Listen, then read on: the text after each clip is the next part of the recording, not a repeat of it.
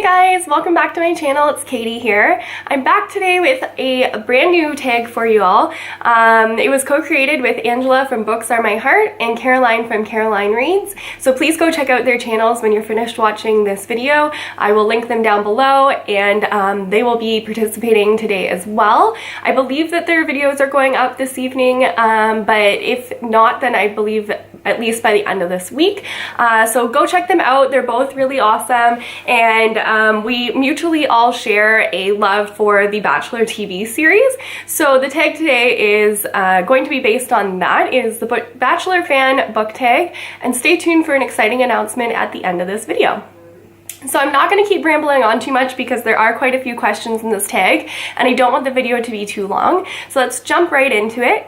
The first question is based off of Kaitlyn and her season, and the question says, Sassy comments galore. Who is your favorite witty character? So my favorite witty character would be Miss Marple. She's from the Agatha Christie books. As you probably know if you're familiar with Agatha Christie, she writes different books based on different characters. So there's some based on Miss Marple as a whole. It's not really a series where you have to read each book in order, but there is a whole section on Miss Marple solving those mysteries, and she's my favorite character, and she's very sort of passive-aggressively catty or witty with the other ladies in society or gentlemen in society, and she always, of course, solves the mystery, so I really love her character. I've been reading them since high school, so that's pretty awesome that I'm still really enjoying them as much as I did then as well. The second question is based on Emily Maynard, and Emily's question says, second chance love story. So my favorite second chance love story is the Outlander series as a whole. If you're familiar with that series, Claire was originally married to Frank, and then when she traveled back in time, she ended up meeting Jamie, and it follows their story and all of the surrounding characters around that throughout the series. It is my favorite. I'm obsessed with the series. I'm waiting for the next book to come out. Sorry, I just need to make sure that my cat does not get burnt by this candle. She is really getting in the way. Sorry about that. So yeah, my favorite second chance love story is Jamie and Claire. I know some people find Outlander problematic, but I personally just really enjoy that series. The third question is Chris Souls. So Chris Souls' nickname was Prince Farming. So the question is, last fairy tale adaptation you read. So the last fairy tale adaptation that I read was Peter Pan by J.M. Barrie. I had originally read it in, I think, 7th grade, which I don't think I really appreciated it or understood it as well as I could have, so I reread it again as an adult. The next question is Carly, a sidekick no more. Name a secondary character that stole the show. So my favorite book of all time is The Princess Bride. It's also my favorite movie of all time, and I have to say that all of the secondary characters as a whole are my favorite of all time. I don't think that people love The Princess Bride, movie or book, based solely on these two characters on the front here, who are supposed to be the main characters, but I find that as much as I love Wesley as well, they're not really the reason that you quote the movie or love the movie, or a lot of the merchandise has nothing to do with them really either. It's more the secondary characters throughout the whole book, and I find them all to be very witty and funny and create a lot of what makes the book really good, in my opinion.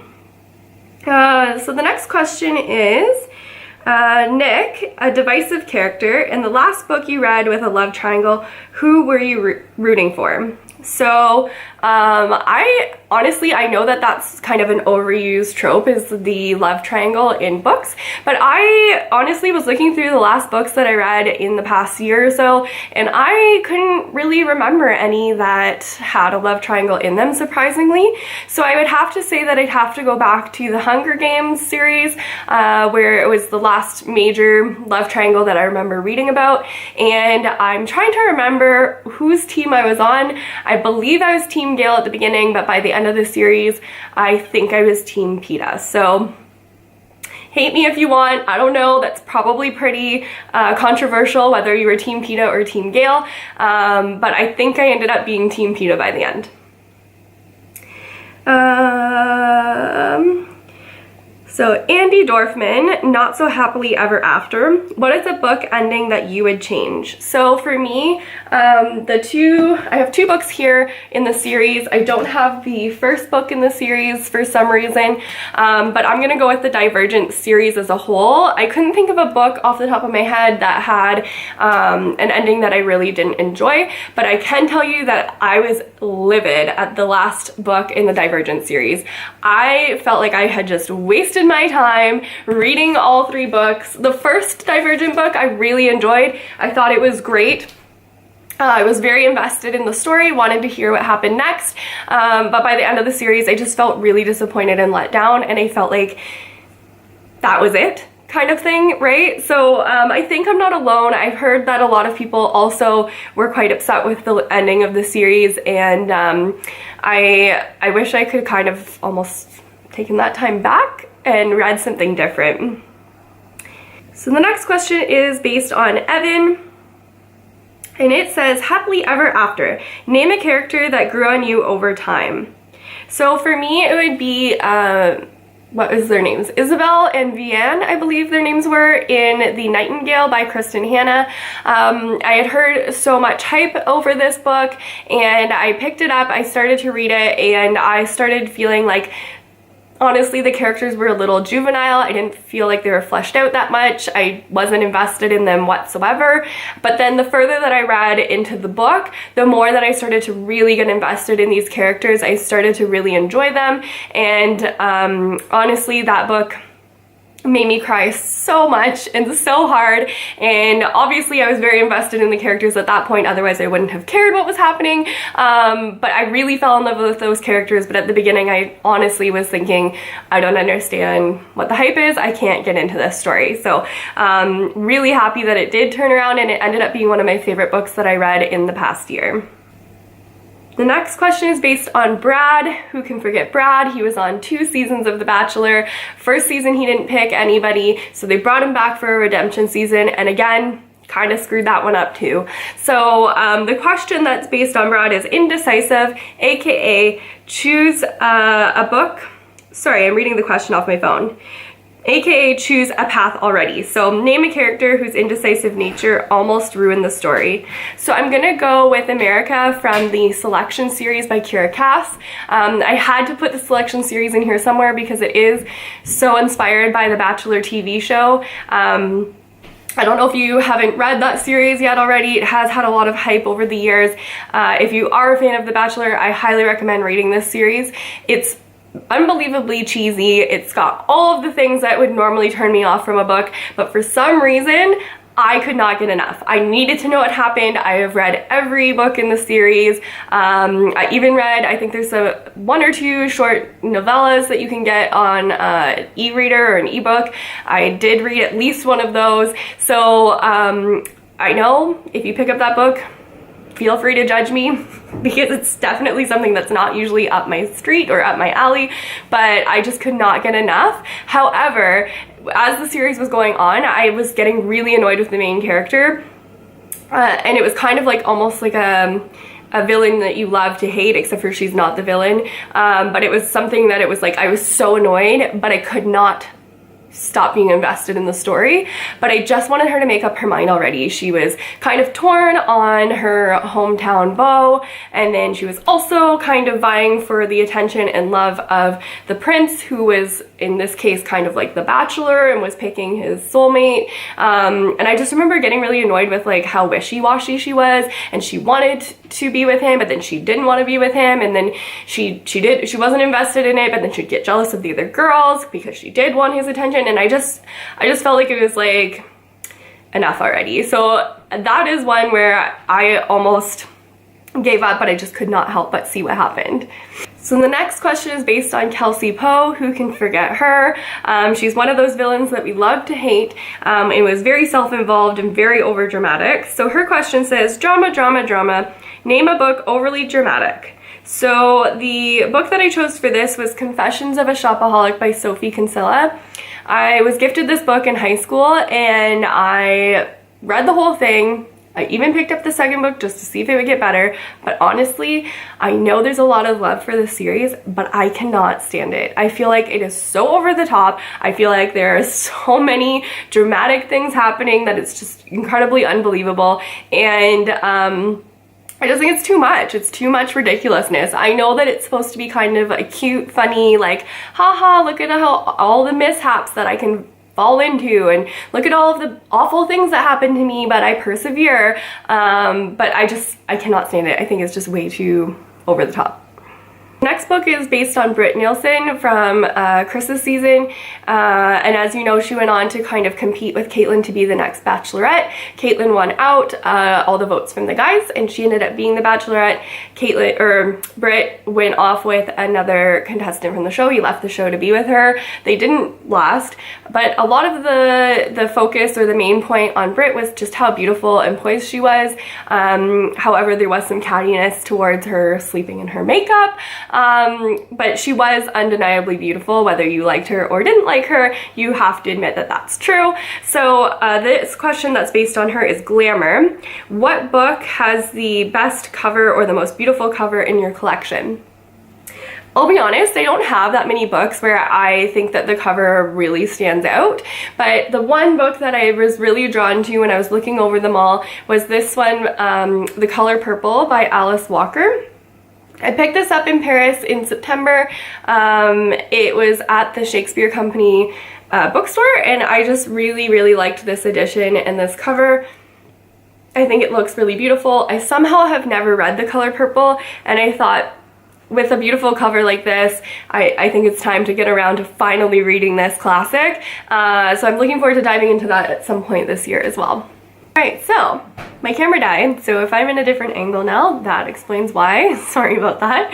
But the next question is about Dean. So I think we all remember Dean from Rachel's season. A lot of people really fell in love with Dean. He was good looking, he had an interesting backstory, he seemed like a really caring guy, he had to persevere after his mother's death, and a lot of people were really rooting for him. Then he went on to the season of Bachelor in Paradise and ruined that all for himself.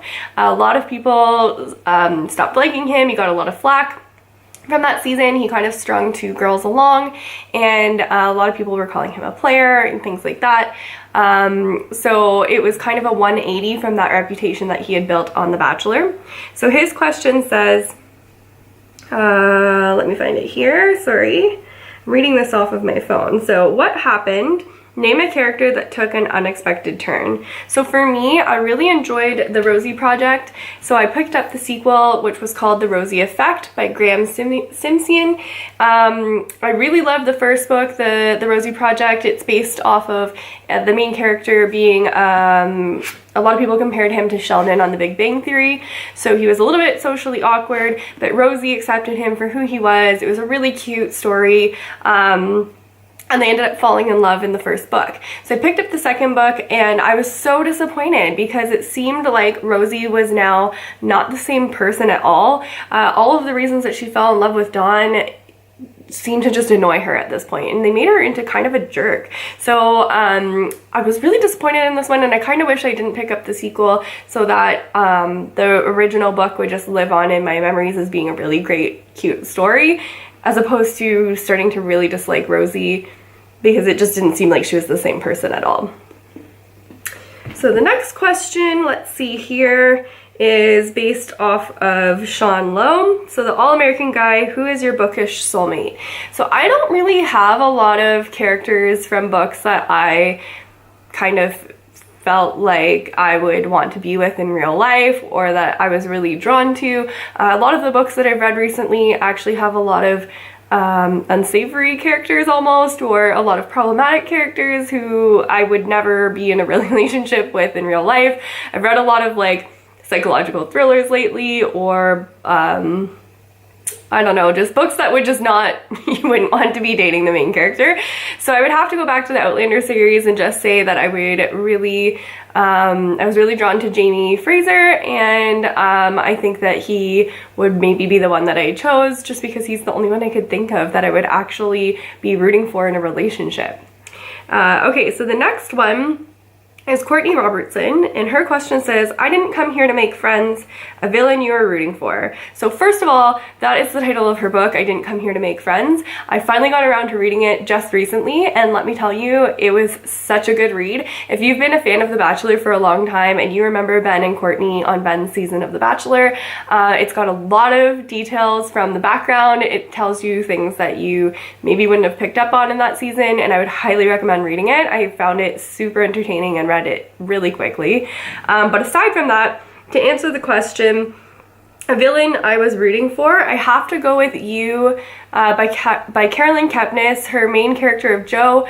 You weren't rooting for him in the sense that he's a psycho, literally, who, like, he basically stalks this girl through social media. He works at a bookstore. She came in, gave him her information. He ends up finding her on social media, stalks her through there, and then it just gets darker and creepier from that point. I'm not going to ruin the story for you, but it is slightly disturbing, but you can't help but kind of love Joe in a weird way. He's very witty, loves books, you know, you really are invested in his story, even though you know that he's crazy and not a good guy. But I highly recommend reading it if you kind of like that sort of thing. It is a little bit disturbing though, so if you're not into that, take a pass. The next question is Chad Johnson, A Villain's Got a Vill, the ultimate narcissistic villain. So I had to go with Amy in Gone Girl by Gillian Flynn.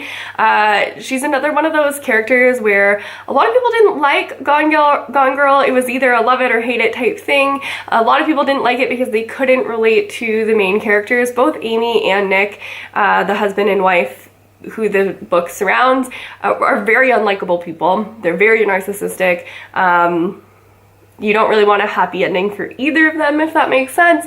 But I felt like that is a testament to how good the writing really was, because it made me invested in the story even though I didn't like either character, which is really hard for a writer to accomplish. And Amy is one of those people that you cannot help but hate. She is an awful person, but she was kind of the ultimate villain in my mind, where it was just like she's pure evil and you can't help but want to continue to read to see what happens. The next question is Juan Pablo. It is not okay. What is the book that you had high expectations for that failed? So I feel like I'm gonna get a lot of heat for this, but it has to be Cinder by Marissa Meyer. I just feel like there was so much hype over this book on BookTube, so I picked it up, did not enjoy it. I was really disappointed. It had some merits to it that I can admire, but I really didn't enjoy it overall. Will not be continuing with the season, or with the series. I keep wanting to say the opposite. So with the series, I just, you know, in all fairness, it's not the type of book that I would normally pick up anyways, so that had something going against it from the start. And maybe it was because of all of the hype that I was disappointed, because I was just expecting too much, but it was definitely one that I was kind of sad that it wasn't as good as I was expecting based on all of the hype. The last question is based on Chris Harrison. How could we leave him out? We had to include him. And it says, this may be the most dramatic season yet. Pick a narrator that made the reading experience. So for myself, I picked Room by Emma Donoghue.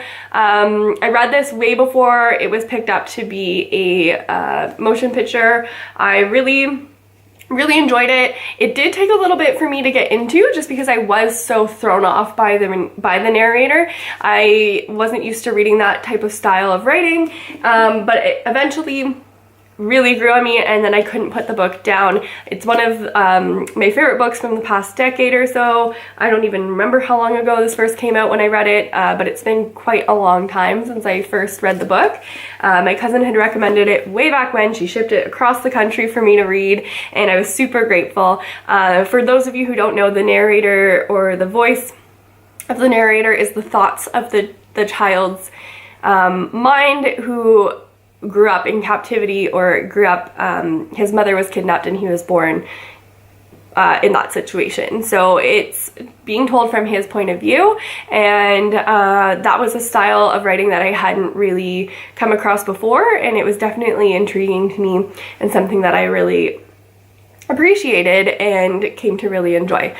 Alright guys, so that was the entire Bachelor Fan Book Tag. I hope that you enjoyed it. I hope that you participate. I'm excited to see everybody's answers to these questions, and I had a lot of fun recording it. So go ahead and post your responses to this as quickly as possible, because I'm excited to see them and I want to search it. So now is the time for our big book announcement. What I wanted to announce is that we are going to have our very own Bachelor Fan Book Club. So we will be announcing further dates to come and announcing what book we're going to be reading first. But to make sure that you get all of that information, please go ahead and follow our Twitter account. We've made a Twitter account for the the book club. And I'll put that in the description down below. So if you can go ahead and follow that, get all of the news up to date and as quickly as possible so that you're kept in the loop of everything, that would be awesome. We're excited for you to join us, and I'm really excited to start that journey with everybody. The more people that I can rope into talking about The Bachelor with me, the better, because I cannot stop talking about it, especially the ending of this season. I hope you guys, this will be posted on the finale night, so I hope that you guys are enjoying the finale. I may have read some spoilers, so I think it might be the most dramatic season finale yet. Chris Harrison might be right for once, and I hope that you guys are enjoying it, and I hope you have a good rest of your night. Talk to you guys soon. Bye.